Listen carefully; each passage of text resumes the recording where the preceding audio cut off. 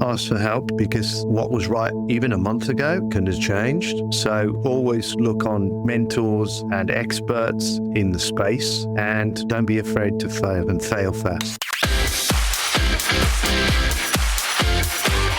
You're listening to the Affiliate Marketing Podcast, powered by Affiverse, ultimate destination for affiliate program news, insights, growth opportunities, partnerships, and affiliate program strategy.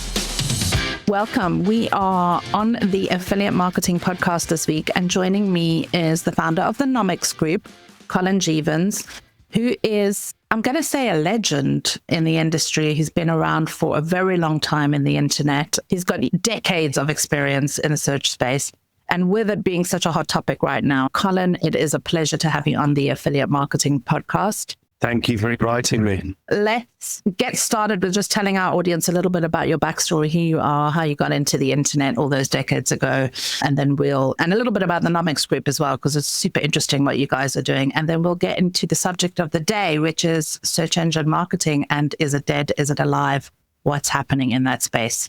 Wonderful. I started in the internet world, if you want to call it that, in the late 90s. I was lucky enough to come from the old search world in that I was the youngest sales director, commercial director for the Yellow Pages group that was non-American owned. And if you think about it, search engines, or certainly the commercial side of search engines, were the Yellow Pages. The taxonomy was the taxonomy, and you flick to the page, I need a plumber, I need a roofing contractor, I need an exterminator, whatever. And then you flick through and then you call people. And in the late 90s, I was lucky enough to be offered a position to run a prestigious political product. And I said, well, I'll run it if I get 25% of the company.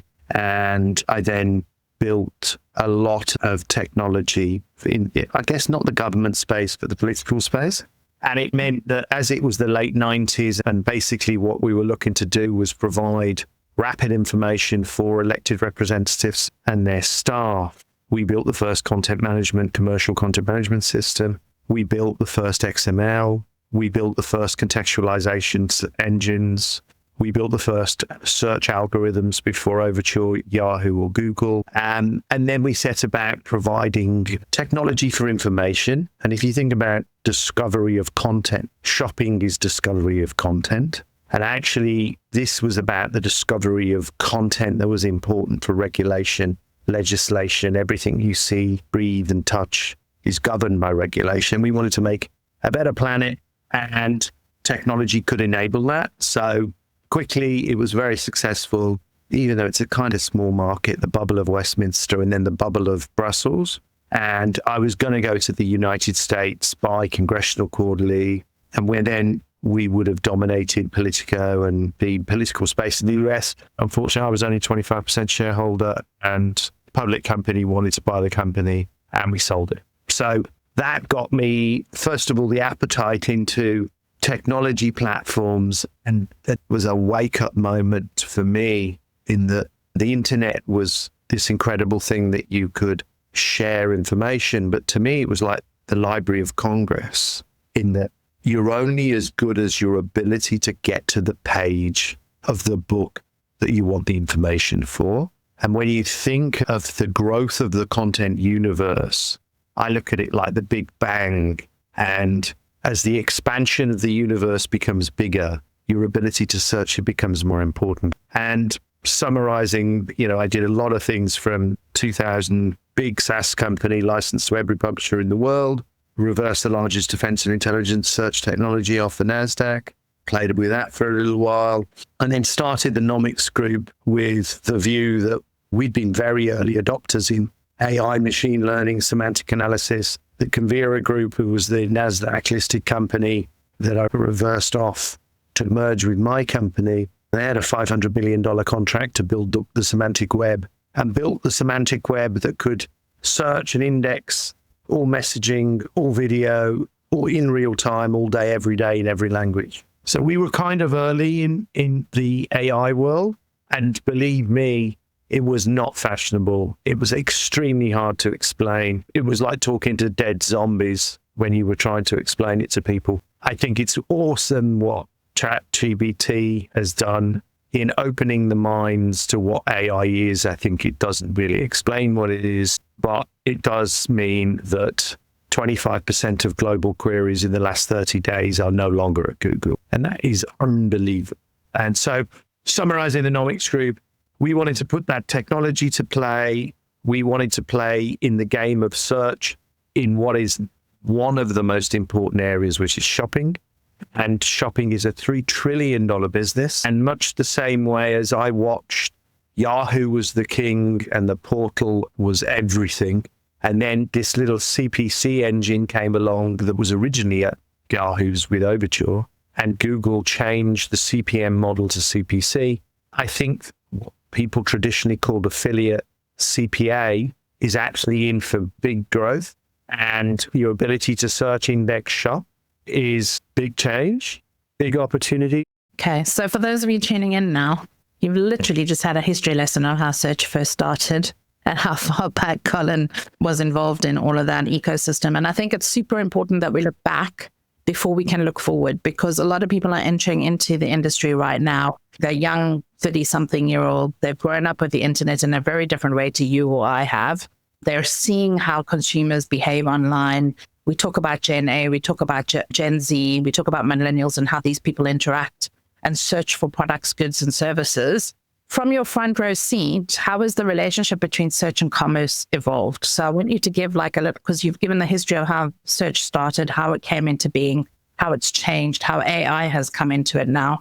But from your experience of the internet, because we really only get to tap into people like you so rarely on this podcast, how have you seen the relationship with search change from a consumer perspective, and how is that now impacting commerce as we go forward? A couple of days ago, there was a big piece of news where buy now buttons are now happening in LLM AI search. So talk us through then till now and what coming forward, because I think this is the crux of what everybody wants to understand. The reason that search has been monopolized for so long is that people don't understand the traditional entry mechanism into a search engine was not via a search engine. And that is very confusing to most people.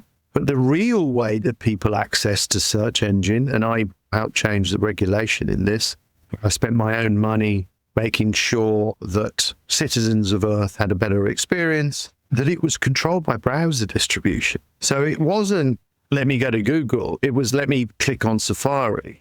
Wasn't let me go to Google, it was let me click on Firefox before there was Chrome, and it wasn't Google, it was then Chrome. And what you had was a mechanism where a browser controlled distribution into search. Not to be confused with commerce isn't only search. Could be defined as that.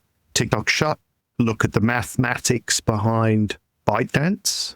ByteDance for the last 2 quarters has generated more revenue than Meta. 25% of that has come from commerce revenue from nowhere. It's very easy to think commerce is search and search only. Search is enormously important to commerce because even searching, I don't know, a cool product on TikTok Shop or any other platform, still a search engine. A forms, it might not be one that you think is a search engine, but it's a discovery of product engine. The way that search has evolved, and I believe is going, is the channel to search is changing. So the channel to search is, let's be really honest, Google's business model was invented in 2002. Its user experience is extremely weak. They changed the algorithmic models, and I owned patents in the space that were driven in PageRank. Do a query that is monetizable on Google on a mobile device, and you will not see any organic traffic. None. Everything is sold. Everything is monetized. And the user experience is weak. Now, I think that what Google's doing is fundamentally the same as what BlackBerry did, which is a big thing to say. When, this wonderful device called iPhone came out, people forget that 96% of the world's business market was owned by BlackBerry. I remember that, yeah. And it had the moat of all moats, meaning it had server securities in every government department and every corporate company in the world, but it still lost its model. And the reason it lost its model, in my view, is they launched a product called Surface. Surface highlighted a poor experience in touchscreen, and it drove everybody to go to touchscreen. Google's Gemini is doing a little experience in answer engines, still trying to ensure it's working on its blue link click model from 2002 because it's got quarterly revenue numbers to hit. And everybody goes, Perplexity is a better product. ChatGPT is a better product. I'm using it as a programmer to code. I'm using it as a designer to design.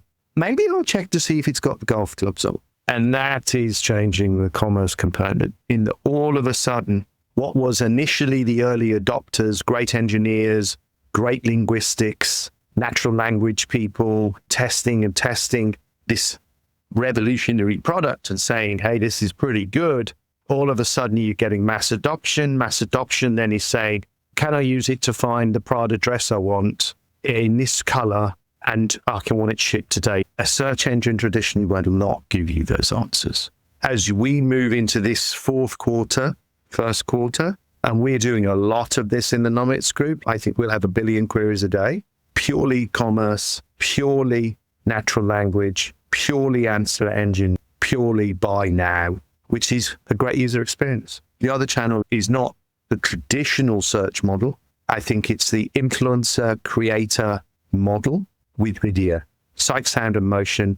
And with video, I want to know what, someone I admire, a fan, a friend is wearing, does want, thinks is cool, and I want to see it and I want to buy it. That is an influencer platform, not a search platform. And I think you're going to see that grow to 100 billion in revenue in no time at all. Because, okay, so what I'm picking up here, and just from a marketing perspective, is search is changing. The way that people are using the internet is changing. The queries that they're asking is changing. It's no more, give me a list of shoes that are black that don't have a heel, and where can I buy them and at what price?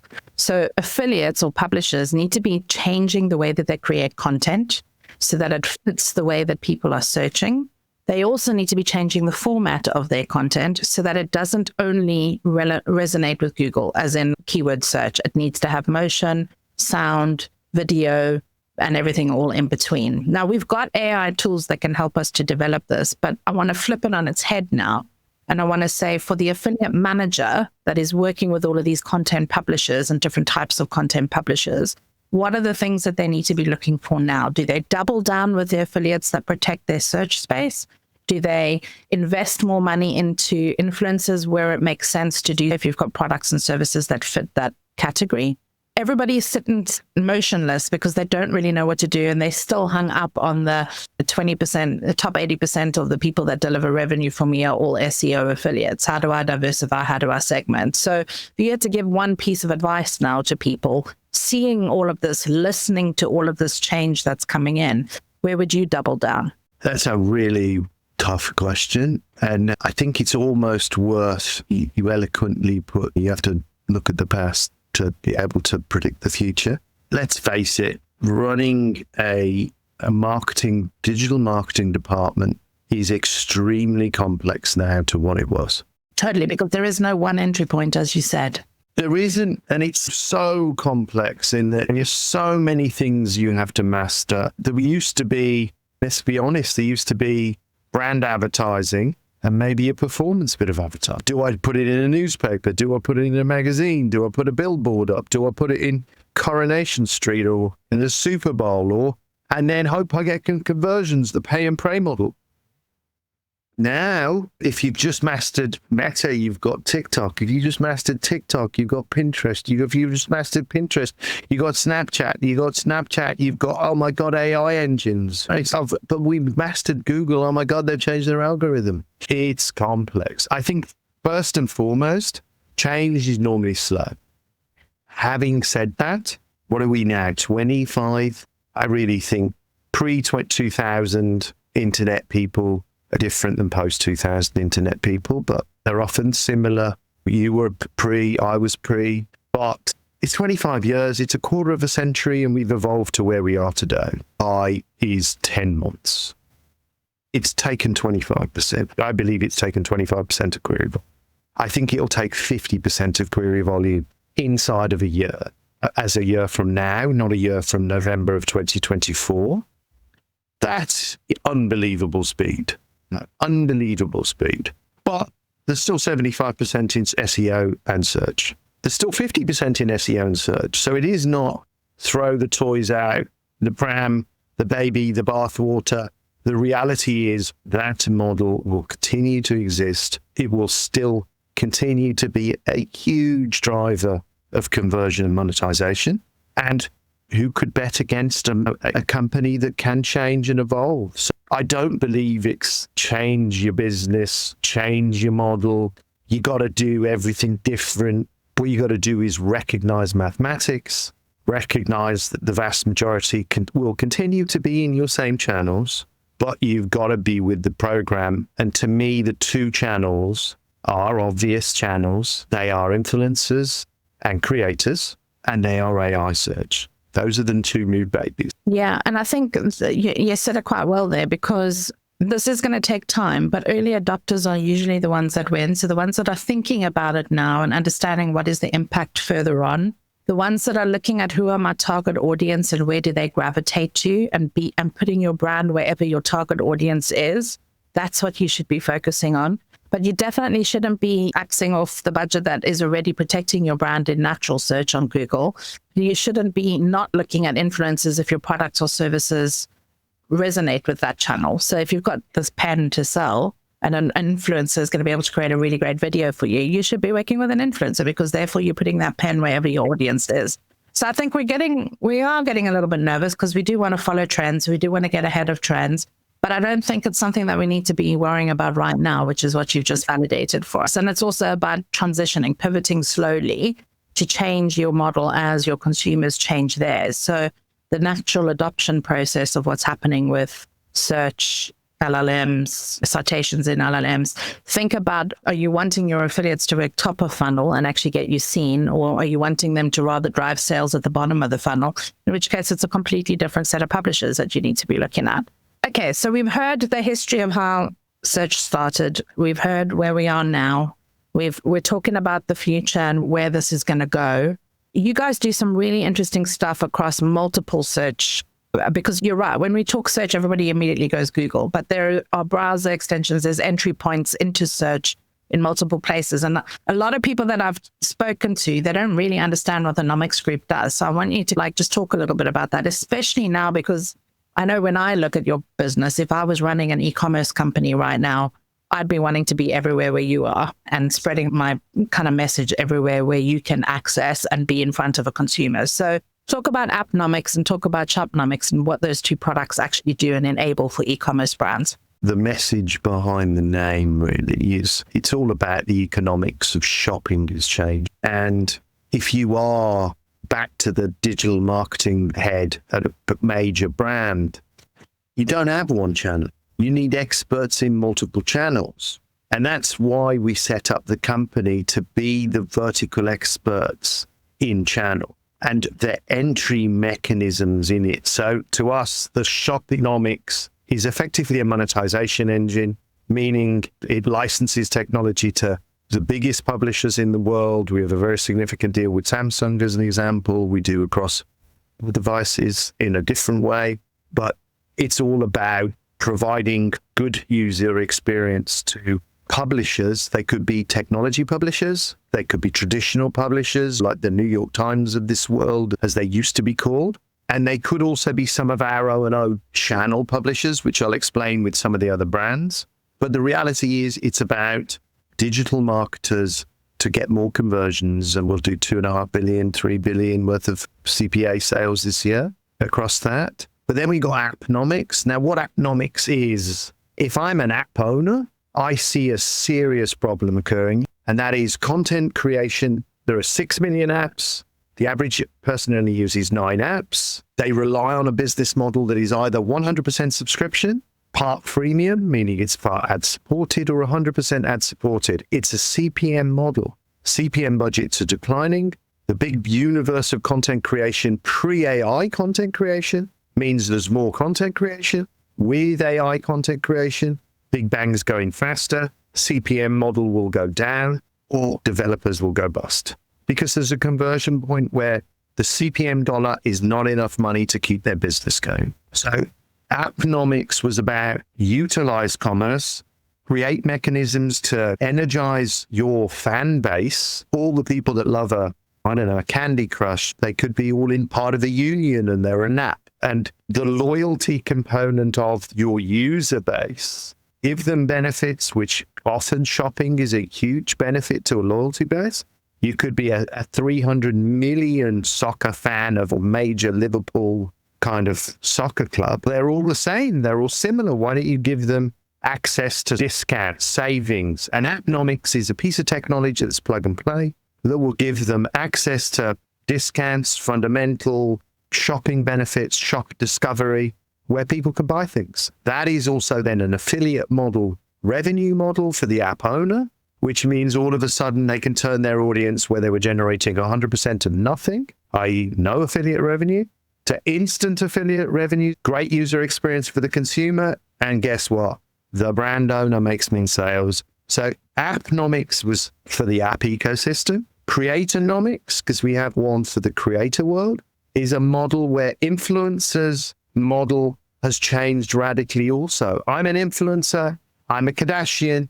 I want to get paid $10 million for a product. What happened was I'd sell $100 million worth of product. Then I changed my model. I want $100 million of sponsorship for this product that I'm selling, or maybe I'll start the product myself. And then as we move down the funnel, the creators, the people that have got 10,000 followers, 1 million followers, 10 million followers, 100 million followers, recognize that they can sell product. They can sell product extremely efficiently if they have a trusted audience.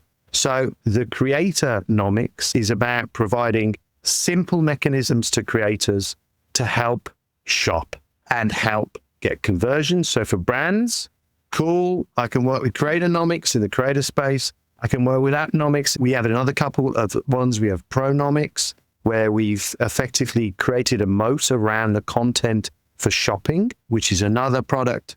And we've also got a programmatic shopping product called Pronomics, where we can use RTB as the prices of CPM decline.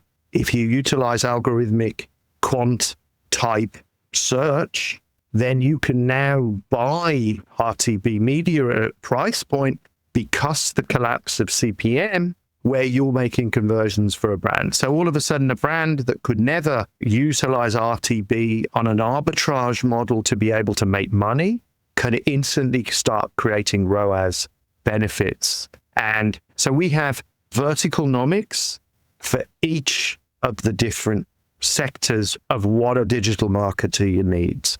What I'm picking up from here, and I'm sure most people listening to this are going to pick up from here, is that we need to look outside of the generic concept of what an affiliate is.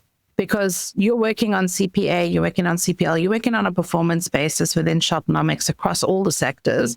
And most people are still, when they're launching their affiliate program, looking for affiliates that have content. And that's how they launch their program. And then eventually they'll add in cashback loyalty for brand awareness. Then they'll maybe go to like card-linked offers if they're feeling a little bit risque.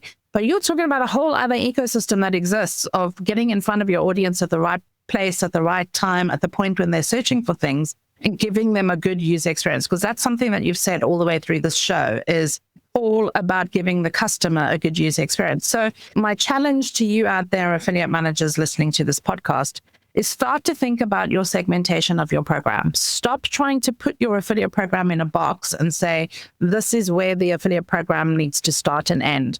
Because there are so many other places that you could be working on a performance basis that doesn't fit the model of what a traditional affiliate is and does. There's technology companies that you should be talking to, like Appnomics, Shopnomics, all of these places where you can still get your audience to be seeing your products. And especially now as we're going into peak season for e-commerce sales, I also want to talk a little bit about, because we speak to a lot of SaaS founders, we work with a lot of SaaS programs that are looking to get in front of this audience. They're not the traditional B2B audience, but I think a lot of SaaS companies should realize that their customers are humans. They're not businesses. Like speaking to the CTO, the CFO, the CMO of different businesses, they're not always on a B2B website looking for a product. They're shopping in the e-commerce world as well. Really thinking about where you can place your program at a point where your customer, your avatar, and really being clear on who that avatar is the only thing that you should be thinking about right now, irrespective of what channel, what entry point, is just how do I get in front of those customers? And when you simplify it, it actually makes the process of figuring out the strategy a little bit easier, I think. I think the one thing that we haven't touched on, which goes exactly along the lines of what you've just said, we created a product called Fanomics. I've spent millions and millions of dollars developing AI video technology. When you look at the problem of content creation is expensive. And sight, sound, and motion is the best content creation. We worked, for example, with a very famous athlete that spent $500,000 with a very famous drink, creating a day's shoot to create an ad to hit the kind of things like the Super Bowl. And we developed a AI technology that solves the problem of creating video content at scale. I can create a video from zero at less than $5, and it takes me 10 minutes. And we replicated over 1,000 different pieces of creative in less than half a day from that. And that is mind-boggling. So if I'm an affiliate manager, and by the way, any affiliate manager on any company or even any agency or marketing can work with any, we're not competitive with the affiliate world. In fact, we're quite the opposite. We're complementary. Everybody gets paid. Everyone makes money. If there's a conversion, and we're in the game of making conversions occur in channels, in verticals where perhaps they're not doing any business. But to me, that video world is also going to make a huge impact, positively and negatively. There will be negative components to AI video. Think about the volume of content that consumers are going to get. And as you say, B2B, you could be a precision engineer, but you couldn't create a video of how your precision product was lathed and processed to be consumed by somebody. But in reality, within 6 months, you might be able to produce a video at scale for less than $10 and target your audience directly via a meta RTB process in a piece of content that would drive conversion for you as a B2B player. You couldn't do that a year ago. And you don't think that you have to be an expert in every vertical, in everything. There are people you need to go to, managers, marketeers. And that's why we didn't have one brand. There's the Nomics Group, but you have to own creators. You have to own apps. You have to own LLMs. You have to own AI video. You have to own the influencer space. As if you could manage all of those things yourself. I have a CEO in each of them. I have a CTO in each of them. I have marketing budgets in each of them. I have development of millions of R&D in each of them, and mechanisms then to drive conversions in a simple way. It's exactly the same if I was the head of marketing at a major brand.